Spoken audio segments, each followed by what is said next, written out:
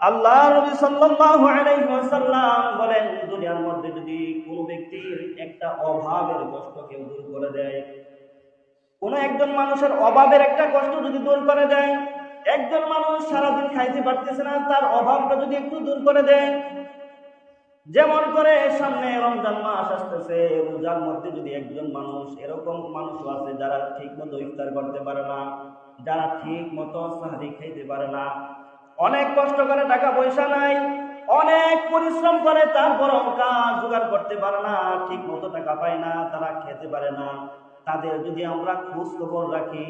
ইফতার যদি তাদেরকে আমরা আমাদের সাথে নিয়ে করাই,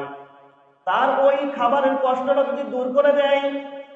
খাবারের অভাবটা যদি দূর করে দেয়, তাহলে আল্লাহর নবী সাল্লাল্লাহু আলাইহি ওয়াসাল্লাম বলেন, কেউ যদি দুনিয়ার মধ্যে